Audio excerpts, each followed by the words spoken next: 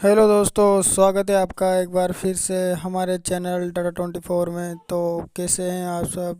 आशा करता हूं कि आप ठीक होंगे, स्वस्थ होंगे, मस्त होंगे। तो देखिए दोस्तों, बढ़ते हैं हमारी आज की नई कहानी की ओर हरीश के साथ। तब तक अगर आप हमारे चैनल पर नए हैं तो दोस्तों हमारे चैनल को सब्सक्राइब कर लीजिए और एक प्यारा सा कमेंट करना ना भूलें। दोस्तों ये कहानी है मेरे दादाजी की, जो जिन्होंने खुद मुझे बताई थी।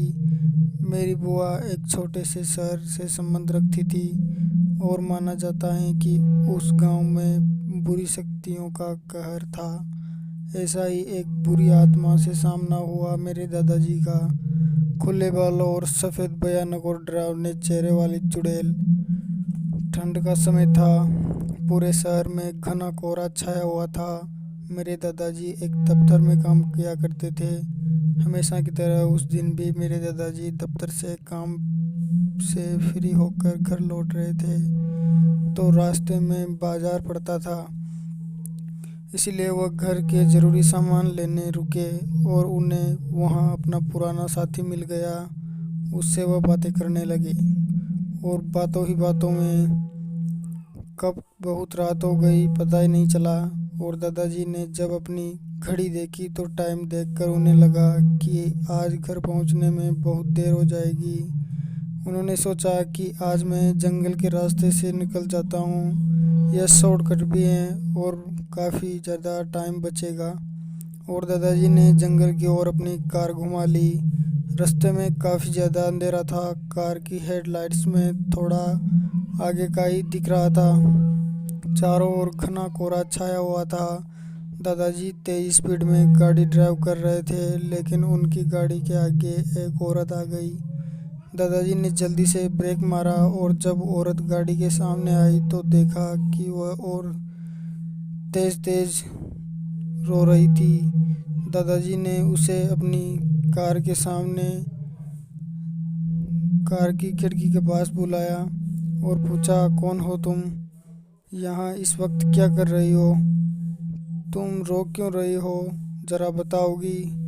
दादाजी के इतना पूछने पर भी उस औरत ने कोई जवाब नहीं दिया।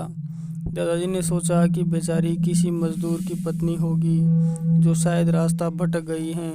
रास्ता सुनसान था, इसलिए यह सोचकर कि बेचारी रात में कहाँ जाएगी, इसे गांव तक छोड़ देता हूँ, इसकी भी मदद हो जाएगी। इसलिए दादाजी ने कहा, अच्छा तुम मेरे साथ चलो, मैं तुम्हें गांव तक छोड़ दूंगा। वह दादाजी के साथ चलने के लिए तैयार हो गई और पीछे वाली सीट पर बैठ गई। पुराने रीति रिवाज के अनुसार उसने अपने चेहरे पर घूंघट डाल रखा था। घर पर दादाजी का सब लोग इंतजार कर रहे थे। जैसे ही गाड़ी की आवाज़ आई, सब भागकर गाड़ी के पास आए। अब दादाजी कार से उतरे और पीछे की खिड़की खोलकर उस औरत को उतरने के लिए कहा। बहन देखो, गांव आ गया, अब तुम अपने घर जा सकती हो जहां तुम्हारा घर है। वह औरत कार से उतरी और रोने लगी, बिना कुछ कहे। आधी रात को हो चुकी थी और इस तरह उसका सुनसान रात में उस औरत की डरावनी तरीके से रोना दादाजी को तनिक भी पसंद नहीं आया। और उन्होंने कहा, अच्छा चलो कोई बात नहीं, तुम आज रात मेरे घर पर ही रुको। कल सुबह होते ही तुम अपने घर की ओर निकल जाना जहाँ तुम्हारा घर है। दादाजी के इतना कहने पर महिला चुप हो गई। जब महिला के बारे में घर पर पूछा गया तो दादाजी ने सारी कहानी बताई। दादाजी ने कहा, आज खाना यही बना देगी, क्योंकि मेरी बुआ उस समय छोटी थी, खाना अच्छे से नहीं बना पाती थी। दादी उस दिन घर पर नहीं थी, लेकिन मेरी बुआ को उस औरत पर शक हो गया कि यह कोई चोर हैं जो घर का सामान चुरा कर भाग जाएगी। बुआ ने उसे रसोई में खाना बनाने के लिए कहा।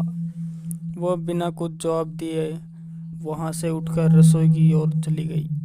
रसोई में सारा सामान रखवा कर बुआ ने कहा, सभी लोग भूखे हैं, इसलिए जल्दी से खाना बना लो, पहले ही बहुत लेट हो गए। उस औरत को रसोई में भेज तो दिया, लेकिन मेरी बुआ का मन अभी भी शांत नहीं था। 15 मिनट बाद बुआ रसोई में पहुंची तो देखा कि अभी वह थैले से मछलियां निकाल रही थी। ये देखकर बुआ को गुस्सा आ गया।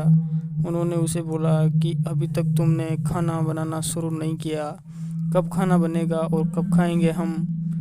उस औरत का चेहरा अभी भी ढका हुआ था, इसलिए किसी ने उसका चेहरा नहीं देखा था। बुआ उस महिला का चेहरा देखने का बार बार प्रयास कर रही थी, लेकिन वह नहीं देख पा रही थी। बुआ ने फिर उस महिला से कहा, अगर कोई ज़रूरत हो तो मुझे बुला लेना, मैं बाहर ही हूँ। लेकिन फिर भी वह महिला कुछ नहीं बोली। बुआ को लगा कि शायद अनजान लोगों से डर रही हैं, इसलिए कुछ नहीं बोल रही। बुआ रसोई से बाहर चली गई और फिर 10 मिनट बाद रसोई से अजीब अजीब आवाज़ें आने लगी।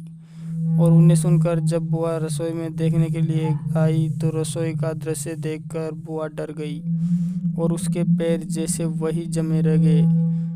उनके गले की आवाज़ नहीं निकल रही थी।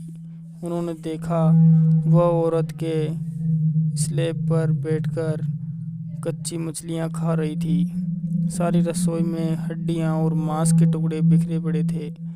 उसके सिर का घूंघट भी उतरा हुआ था। उसका चेहरा बेहद खौफनाक था।